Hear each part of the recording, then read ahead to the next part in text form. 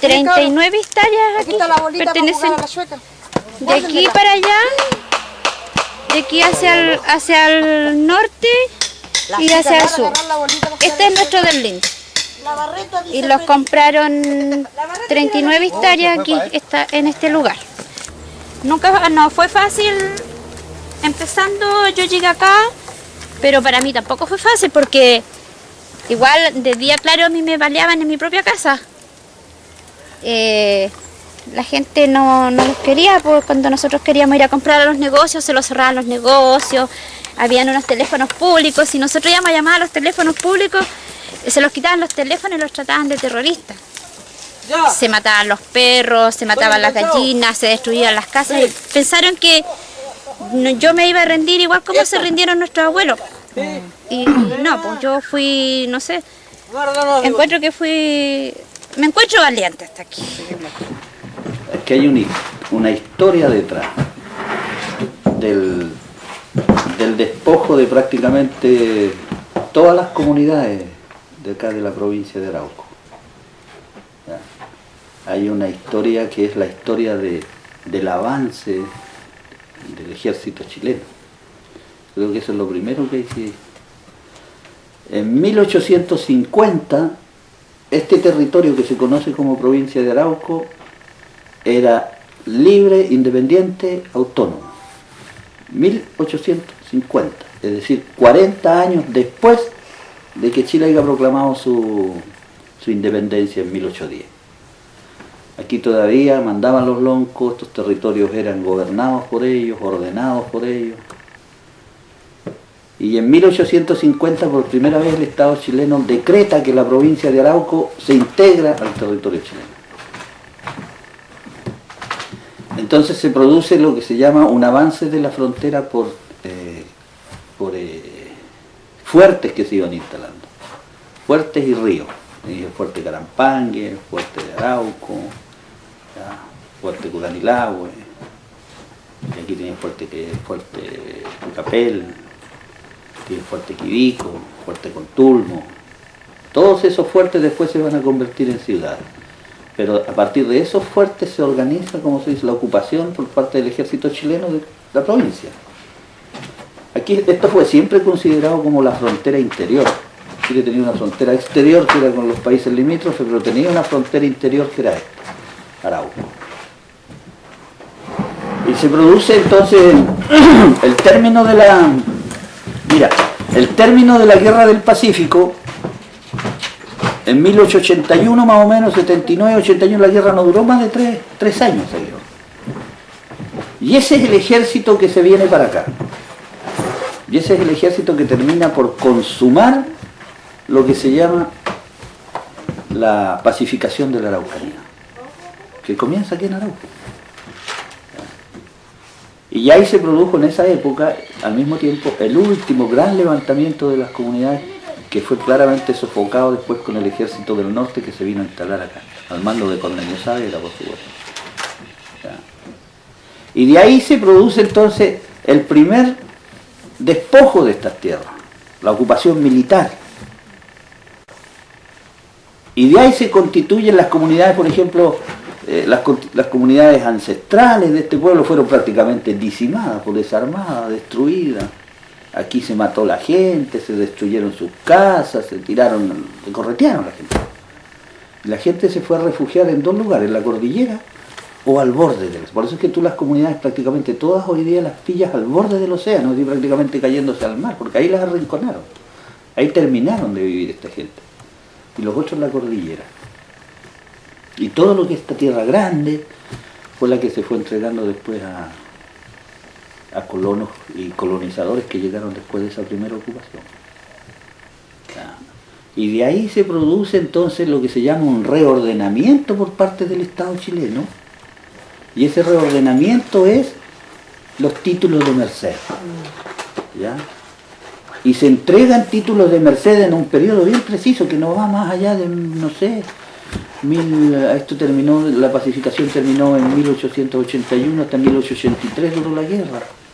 Y después, unos 10 años más tarde, en 1900, ponele, se constituyeron famosas reducciones. Los viejos todavía hablan de reducciones. Y esas reducciones eran las que tenían un título de merced. Se les entregó un título de merced. El título de merced en realidad, si bien hoy día se puede utilizar para reclamar restitución de tierra, como lo hicieron los quinchileos, es al mismo tiempo la legalización del despojo del territorio. Porque allá prácticamente se legalizó el despojo, se te entregaron, ponele a la Lorenzo Quinchileo, se le entregaron, ¿cuántos fueron? 200 y tantas hectáreas. De un territorio que debe haber tenido el lonco de Lorenzo Quinchileo, que debe haber sido prácticamente la mitad de Quidico.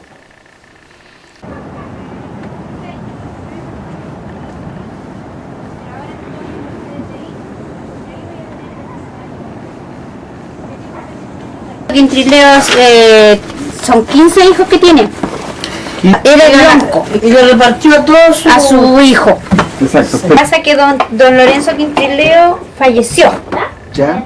Entonces, cada cual quedó en su sitio. Como tal, si mi papá falleció y dijo, ya María, quédate en ese sitio, a él le tenían respeto, pero no a mí. Es decir, a mi papá le tenían respeto, pero no a mí. Entonces, ¿qué es lo que pasó? La gente empezó a... Yo pienso que tenía que ser como lo hicieron conmigo, así que yo fui más valiente que los otros quintrileos. Porque a mí igual me baleaban mi casa. De día claro venían a balearme en mi casa. Muchas veces nosotros, no sé si buscan en internet, hay uno que puso el Peñiluí, una demanda, una querella. Una querella. Sí, un recurso. Sí. Era tanto el abuso, era tanto imagínense, a mí me pusieron agua después del año de que vivía acá. Yo tenía que ir a buscar agua a la quebrada, tenía que ir a lavar a la quebrada, tenía que ir a buscar agua a la quebrada. Yo con plata en las manos no me colocaban agua potable. Cuando me colocaron, vinieron y me la destrozaron, pero 20.000 veces fueron ellos. Pero ellos no, ellos mandaban a sus inquilinos, abusando de las niñas, de la señorita, de la señora. Ellos se iban, dice mi abuelo que ellos se iban a cosechar, como tal tenían que cosechar el trigo, por lo menos tenían que estar un medio mes allá porque eran cementeras de trigo, cementeras de papa, porque eran grandes terrenos que si todo este terreno era de ellos, dicen que echaban meses, ellos empezaban a cosechar en diciembre y terminaban en marzo, en abril, y ahí volvían a las casas con las carretas llenas de cosas, ¿no? De cereal. Entonces, la gente, la señora, digamos, quedaban sola. Él vivía acá, de aquí de su casa lo sacaron, don Teorindo. Mi papá, él era el hijo de don Teorindo y tenía que estar chiquitito. Él era el hijo mayor de mi abuelo. Sí. Y él le vivía, dice que, él me contaba que a él, mi abuela quedó con 2 hijos aquí. Y él lo siguió, sea su ignorancia de él, lo siguió. Él le siguió a su papá. Sí. Lo siguió lo siguió por el camino donde lo llevaban en la racha, dice, y llegó hasta el retén. En el retén pasó la noche a los afuera porque con la esperanza de que lo soltaran. Entonces ahí es donde a mí por dentro la sangre me hierve cuando yo tengo que hablar de esto. Porque yo me imagino a Carlito, mi hijo. Por eso le digo yo esto, no sé, pues para mí era un cuento, y cuando yo lo vi, que está escrito en el libro de las comunidades, está escrito esto, no es que yo le esté contando el cuento. Si usted se lograra, mira, ¿quién tiene el libro aquí? Yo sé que la única persona que lo tiene, no sé si alguien, es don Adolfo Millahur. Sí. A mí yo lo leí, por eso yo le digo, yo no es que yo le esté contando, porque a mí mi abuelo cuando a mí me dijo, y yo leí en el libro, tal cual como él me nombraba las partes y las fechas y todo, no sé por qué, pero está con la historia de don Lorenzo Quintrileo, con la historia del cacique, con la historia del cacique, ¿cómo se llama la de Leño? El cacique don Miguel Payao, como le digo, desde Concepción para acá, todos los caciques que eran, los blancos y todo. Porque ellos cuando ya la vieron sola, yo pienso que ya mucha gente se había ido. Porque ella tuvo que irse con sus hijos, porque igual siguieron acorralándola, qué sé yo, echándole la culpa que dijera la verdad. Lo que pasa es que se perdió, mi abuelo fue acusado de haberse robado un potrillo. Un potrillo de estos que traían de fina sangre, qué sé yo. ¿Qué pasó? Lo soltaron ahí y el potrillo agarró aquí para arriba, creo que se fue, y se metió una veguita allí. Es un pantano de que si uno se mueve, se va más para abajo. Entonces, esa veguita no es de nuestra comunidad, es de la Franciscana Moncura. Que mis vacas también se van a ir a comer. Pero se murió enterrado, ¿sí? Y lo pillaron como al quinto día lo pillaron, pero estaba muerto, se tuyó y se quedó muerto. Parece que estuvo. Mi abuelo estuvo preso 3 años, pero no aquí en Tirúa, sino que allá en Imperial. Allá lo tuvieron. Y de ahí salió, le prepararon, no sé, por la Armada de Chile, dice tenía un, ¿cómo se...? Porque mi abuelita tuvo que irse a vivir a la orilla de Tirúa, al otro lado, a la orilla del mar. A vivir al otro lado de Tirúa, allá a la orilla del mar. Ahí yo conocí eso, porque yo como fui la mayor, yo conocí unas ranchas de paja. De paja, sí. Pero con un documento de la Armada de Chile donde no puede volver. Supuestamente que de la Armada de Chile se lo entrega a la Armada de Chile. Pero si yo era don Adolfo, por eso peleábamos.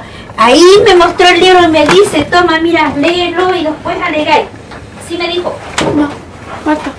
Yo siempre le peleé a don Adolfo Millaur, que él era el alcalde, que esa orilla de playa allá me pertenecía a mí porque era de mi abuelo. Porque mi abuelo tenía un documento que decía que la Armada de Chile le entregaba eso, ya, y aparte de eso él tenía que trabajar como señalizador de los barcos, de las embarcaciones que llegaban y salían. ¿Qué es lo que tenía que hacer mi abuelo? Mirar como el faro que está allá en el cerro, ¿cierto? Mi abuelo con una cosa, con un pañuelo blanco, tenía que guiar si estaba bueno el mar para que salieran, para que entraran. Ya no estoy sola. Y ahí hacían, como le decía yo, que todos estos señores Carrasco han sido que trabajaban en el registro civil. Se fueron todas las ciudades. Esas son las tierras que nosotros estamos recuperando ahora. Sí, pues. Sí, están todas tomadas, las tiene mira, la señora Aurora tiene la señora Aurora Burgo, tiene la de la señora Rosalía, que supuestamente ella es dueña y señora de ese terreno. Donde vivía la Tricia, vive el señor Carrasco, don Alfonso Carrasco. Y aquí para arriba donde aquí vivía mi abuelo. Esto era de mi abuelo, de ahí del negocio de vino que tiene, para arriba, para acá. Vivía don Teorindo, son 8 hectáreas de don Teorindo. Aquí. Unos le tocaron, de acuerdo a lo que yo recuerdo, ellos tenían unos que tocaron 8, otros que le tocaron 10, otros debe haber tocado 16, creo que había uno que era el más grande, que era de 16, una hijuela. Un pedazo de tierra para que vivan ahí. Y en ese momento, cuando se hijueló, es cuando entra en actividad este señor Carrasco, que es en definitiva el que los despoja a ellos de esas tierras. De una manera bien, yo creo que, no sé si fue que le prestaron un animal, un caballo, no sé qué fue, y el otro lo acusó que lo había robado. Y ese fue el pretexto para hacer intervenir entonces la policía, hacer intervenir el Estado con todo su poder y sacarlos de ahí, llevárselos a las calles. Y prácticamente vaciar todo lo que era la superficie de las hijuelas y el título de merced completo de los quinchileos y dejarlos sin nadie, porque terminaron todos en Tirúa. Entonces se produce, y eso fue prácticamente en todas las comunidades. Tú hoy día no encuentras una comunidad o reducción que tenga un título de merced que logre conservar la totalidad de su superficie. Los títulos de merced, ponele, yo conozco el de nosotros, por ejemplo, Juan Marinao Buenul, de la comunidad de nosotros, ya, que eran 270 hectáreas. Y cuando nosotros fuimos a ver lo que quedaba del título de merced, no quedaba igual que los quinchileos, nada, los viejos no estaban ni siquiera en su tierra. De Pocuno, los marileos, el título de merced, ya, de marileo, ese eran 600 hectáreas. Y la última vez que nosotros conversamos de su tierra, no le quedaban a ellos que 400 hectáreas, habían perdido 200 hectáreas, unas estaban en manos de la forestal y otras en manos de un agricultor de acá de la zona, un forestal de apellido Campo. Hay 200 hectáreas que ellos ya no tienen. de su título de merced que le entregaron, que era de 600. ¿Ya? Entonces ese despojo se fue produciendo de esa manera. Y ahí es cuando contribuye, en ese despojo es cuando contribuye Trizano. Ahí entra, acá en la provincia de Arauco, la figura de Hernán Trizano, que constituye, por ejemplo, desde Angol, un equipo que era para de policía rural, se llamaba, que era en el fondo corretear todo lo que andaba errante en la provincia. Porque mucha gente quedó sin tierra, se iba a errar, no tenían dónde estar, no tenían dónde asentarse, no tenían nada. Entonces andaban por los caminos, por el territorio. Y esa fue la labor de Trizano, de recogerlos e irlos instalando. Y iba instalando y iba entregándole tierra, que era la tierra que el Estado le había quitado a los mapuches. Y así aparecen muchos, llamémosle, colonos de la época. Es la creación de la línea que llaman aquí, la línea Trizano. Cuando tú conversas con los viejos, poco más profundamente empiezan a hablar de la línea Trizano, y la línea Trizano fue prácticamente, es decir, la instalación de mucha gente a costa de destrucción de los mapuches que había, para instalar colonos y pachal, ¿no?, del Estado chileno. Ahí el Estado chileno interviene con todo, ejército. Eso es lo que se llama como pacificación de la Araucanía. Y después viene un periodo de erradicación, que es el periodo cuando se entregan los títulos de merced. Claro, es el primer despojo grande. Y después viene el segundo, que es de los títulos de merced, de lo que les quedó, se les despoja, pero esta vez ya particulares. Viene un periodo que es el periodo de los 50 a los 60, que es de resistencia, de reorganización de las comunidades mapuches.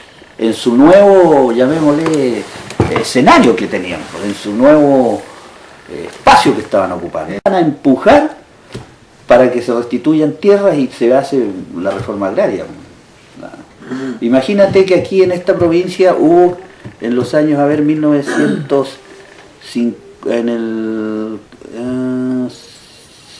antes del 60 o el 55, 58 por ahí, hubo el primer levantamiento aquí en Arauco de las comunidades mapuches, que fue en el sector de Los Álamos, conocido como la Gran Batalla del Pangal, donde las comunidades se sublevaron claramente y exigieron que se le entreguen las tierras.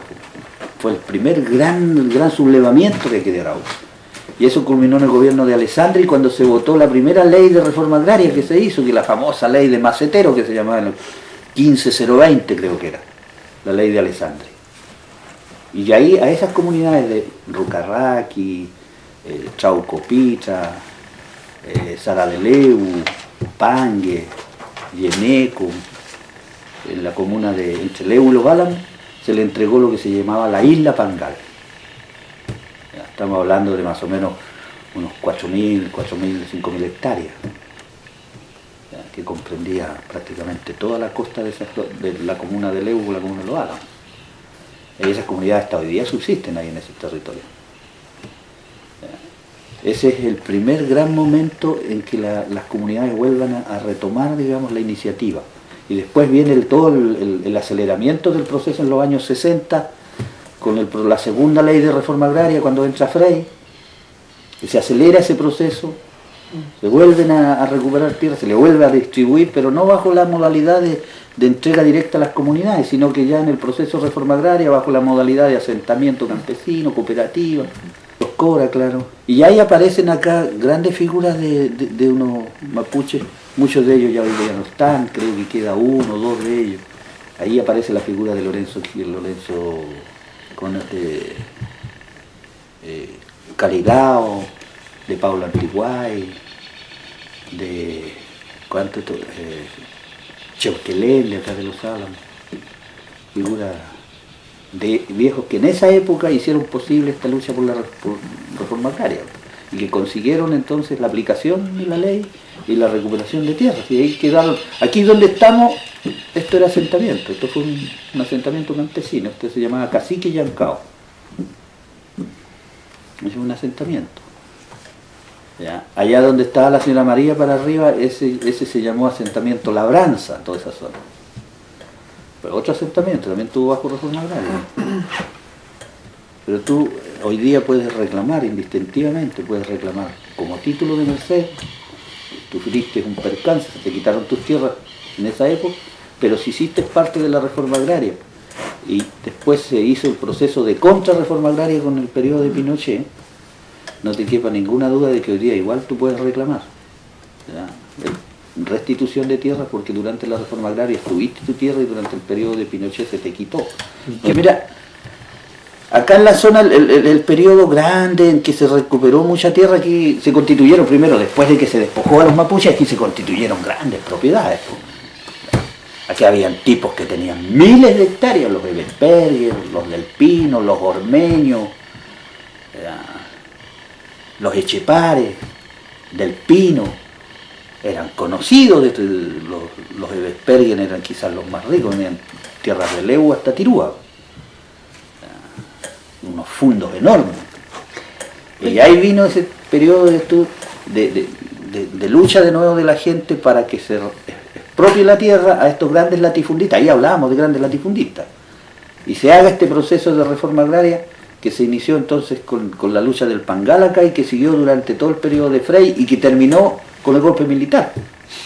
El golpe militar para este proceso de reforma agraria, es decir, de recuperación, de restitución de tierra a la gente. Y de ahí viene el proceso de contrarreforma. Los asentamientos desde el 73 hasta el año 80 no se movieron, siguieron siendo asentamientos. Fueron intervenidos por el gobierno militar bajo la figura de la ODENA, la Oficina de Departamento de la Nueva Reforma Agraria que creó el Pinochet.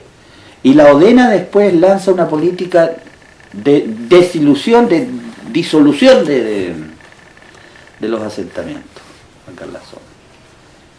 Y entonces todos los asentamientos campesinos, las cooperativas, todas son disueltas. Entonces lo que pasa es que el Estado lanza una política de colonización.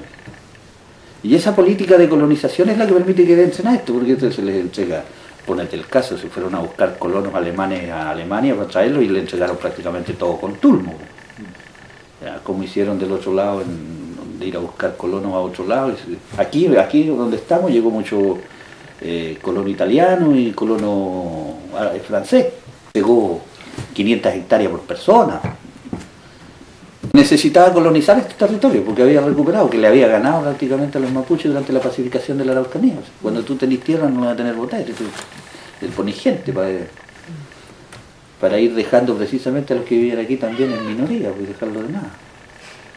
Vas poniéndole, como se dice, gente es conocido, una política de ocupación, después que le ocupas a alguien, le traes gente y lo dejas en minoría. Es pasado en el Tibet, pasó con los palestinos.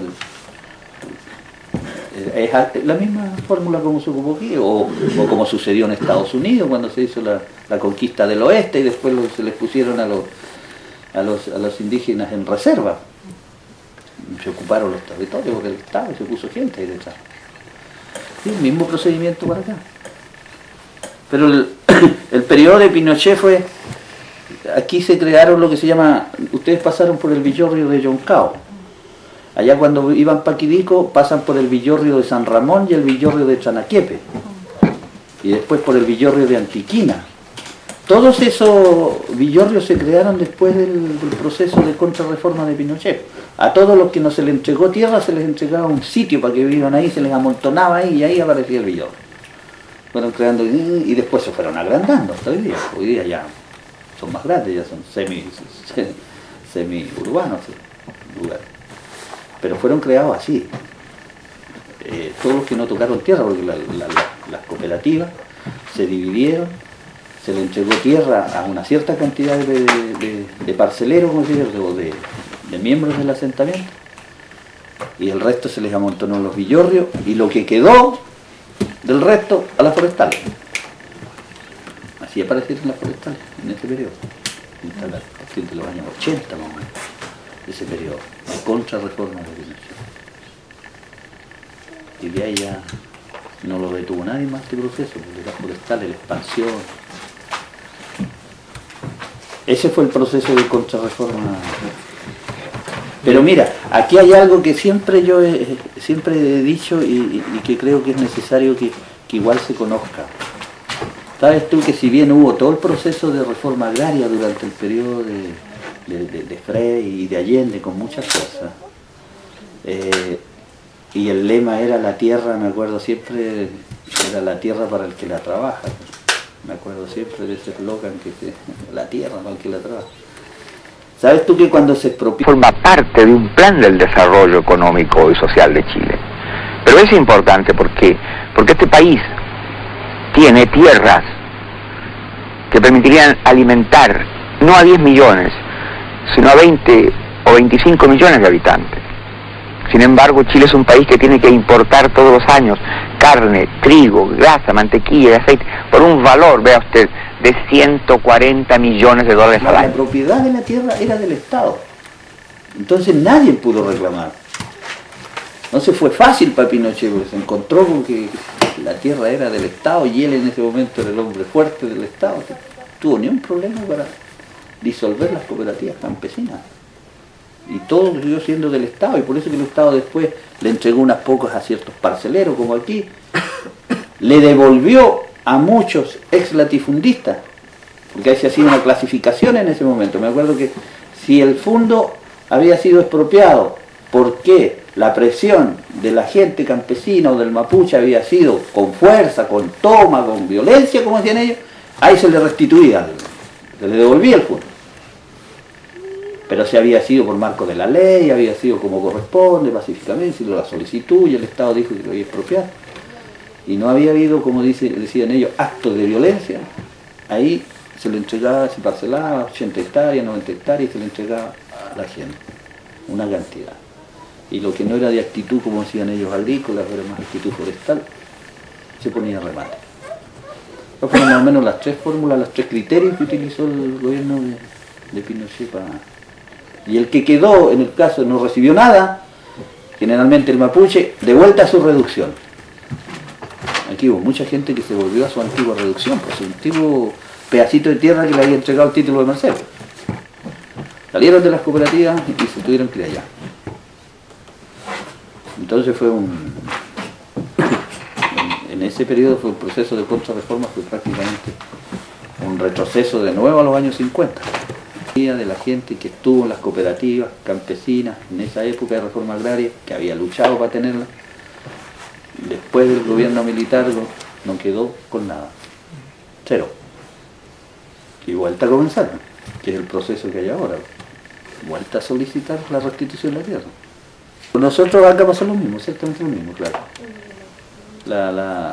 Se disolvió, se le entregó un pedazo de tierra y después vino el tema de que la tierra es pequeña, porque la tierra sigue siendo la misma, pero las familias se van reproduciendo, van creciendo. Y siempre el dueño de la tierra, en ese tipo, cuando se le entregaba tierra, era el que recibía el título de propiedad. Y ese generalmente eran los papás. Los hijos ya eran sin tierra, porque el papá era dueño de la tierra, si quería la vendía, si quería la entregaba, la regalaba. No había problema. El problema es que los hijos siempre fueron sin tierra. Raramente tú vas a encontrar de que los viejos hicieron antes de morirse, ¿cierto?, una repartición. Generalmente le toca a los hijos de hacer todo el trámite, posición efectiva, distribución de los goces, de los derechos. Esa comunidad, todos sus miembros, todas sus personas que la componían, todos los peñis que hacían parte de esa comunidad o de ese lof ancestral, estaban todos viviendo en Tirúa, la gran mayoría, bueno, y otros en otras partes fuera de la provincia. Nadie vivía en sus tierras. Nadie. No había nadie que viviera en Quidico y dijera yo soy el último quinchileo que estoy viviendo aquí, pues existí y aquí nadie me sacó. No había nadie. y en Tirúa, ellos vivían en las poblaciones de Tirúa, población Las Arenas, la gran mayoría. Pero sí, sin ser comunidad constituida, sin tener a lo mejor un grado de legalidad, yo sí me encontré con una idea de que mantenían una cohesión como familia. Se seguían viendo. Se seguían viendo, se seguían visitando, se seguían ayudando entre ellos. Es decir, en su imaginario ellos siguieron siendo comunidad, sin proclamarlo, digamos. Y eso hizo de que cuando ya ellos entendieron de que era posible darse legalidad y constituirse como comunidad bajo la ley indígena chilena, lo hicieron muy rápido, se constituyeron rápido. Primero, uno de los primeros que me habló de esa comunidad fue un peñi que ahora vive allá en Quirico y que es de la comunidad de al lado, de la comunidad Namoncura, de la Francisco Namoncura. Fue el primer caballero que me habló de que ahí había una comunidad que se llamaba Lorenzo Quinchileo y que incluso tenía papeles vigentes, es decir, nunca nadie había vendido ni había entregado la tierra, sino que lo habían despojado. Y eso era probable. Revisamos la documentación y encontramos de que sí era posible, porque efectivamente habían varias familias que nunca habían vendido. Entonces el que se acreditaba como dueño, lisa y llanamente las ocupó nomás. Nunca tuvo un documento donde un quinchileo le firmara diciéndole le vendo, un notario o otra cosa. Así que con esa documentación uno le conversaba a las familias de Quinchileo, ya, al papá de Manuel, a la señora María, siempre mucho escepticismo, mucha duda. Y también yo me encontré que había mucho miedo. Yo me acuerdo que eso sí me marcó. Tenía miedo, tenía terror, él no hablaba de estas cosas. Sí. Cuando mi papá venía acá, era tanto su miedo que él venía así como, así, ¿cierto? Que era así cuando Sí. recién llegó. Él ojalá no le nombraran esto, no sé, sería de impotencia, Es que de ver su pobreza allá en Tirúa y Entonces lo alojaba aquí y se iba tempranito para allá. Y allá volvía para acá y así hizo ya. Y no hallaba las horas que algo saliera. no sabíamos cómo se luchaba en esto, no teníamos idea. Y además que a nosotros igual, nuestros padres los criaron bien. No como mapuche. Sí, Hacíamos ronda. a las 3 de la mañana. Hacíamos la última ronda a la tipo 12, 1 de la mañana. Ya, y la otra ronda era a las 3 de la mañana. Y la otra ronda era a las 4:30, casi 5. Y a la otra a las 6. Dimos como un salto a nivel de organización, de deseos de volver a Quirico, a su tierra ancestral. Ella entendió muy rápido que el asunto no se iba a jugar estando en Tirúa, ella entendió muy rápido que el asunto se iba a jugar de verdad cuando se fuera a instalar a Quirico, a su tierra. Y eso fue lo que hizo. Eso fue lo que hizo la señora María. Y ahí se unieron los demás, como ella era presidenta, igual ellos siempre guardaron una cohesión como familia, entonces igual siguieron. No sé de dónde sacábamos fuerza, imagínense yo. La más fuerza. Pero le echaban abajo así. Le descargábamos el camión. desparramos de madera ahí en el camión donde hubiese sido, pero el camión se tenía que ir vacío. No lo llevaba nuestra madera. Éramos como, ¿cuánto sería el grupo? Más de 12 no era. Sí, como 7 mujeres. No, ese. Si aquí nosotros una vez rodeados, pero rodeados, lo que se llama rodeados, y mirados para allá, carabineros para acá. Sobre todo esos que los del golpe. Sí. Y ya mi alquiler, ¿dónde está Manuel Quinchileo? Que Manuel Quinchileo lo lleva. Y mi hermano tenía una huevita de 5 meses. Sí, el chiquitito el Leo. Y mi cuñada lo único que hace para que no se lo lleven detenido, se lo toma del gancho ahí con su guaguita acá. Y se llevan a mi hermano con mi cuñada y la guaguita la arrastra. En eso llega mi hija ella y le muerde aquí a un carabinero, pero sabe que ¿Le sacó el pedazo? le sacó el pedazo, no le soltó hasta que y a mí me llevaban igual, y donde me llaman, yo que tengo el pelo largo, ya, y yo en una de esas, sin mentirle, así, un palito de calito, de boldo que teníamos, y le mando ahí en Todo el músculo. lo tendí. Pero se murió con la esperanza de que algún día íbamos a recuperar. Porque igual mi papi lo eché mucho de menos cuando él se fue, y además que igual me quedó un dolor harto grande porque él cuando era chica y pasábamos por el cementerio de las Misiones decía, ¿tenés que llevarme a Quirico que sea en carreta? Sí, papi. Esas eran cosas, pero la mano era un sello que hace el mapuche que de la mano es un sello, una cosa que no tiene que faltar a eso, no tiene que fallar. Y cuando enterraron a mi papi allá, yo me quedó eso, pero parece que me han destrozado. Y hasta el día de hoy, que él está allá en las Misiones. Porque su papá está aquí, toda su familia, mi papá está aquí, en este cementerio. Ese cementerio lo donó don Lorenzo Quintrileo, donó una hectárea de tierra para hacer el cementerio. Pero sí que el cementerio fuera un cementerio indígena. No, ¿qué significa eso? Que nadie se hiciera cargo, que en el municipio ni qué sé yo, el estado de gobierno se hiciera cargo, sino que fuera administrado por una comunidad, que fuera administrado por un mapuche. Lo único que a nosotros nos falta es hablar el idioma. Eso es lo más, yo creo que eso es lo que más enriquece a la persona, al mapuche. Esa es la riqueza más grande que el mapuche tiene, hablar su lengua. Por lo menos yo digo, hemos vivido, es decir, hemos vivido todo. Porque no ha sido bueno, no fue bueno la recuperación, es decir, fue buena la recuperación para nosotros, que los hace sentir orgullosas, pero también lo pasamos muy mal, muy mal.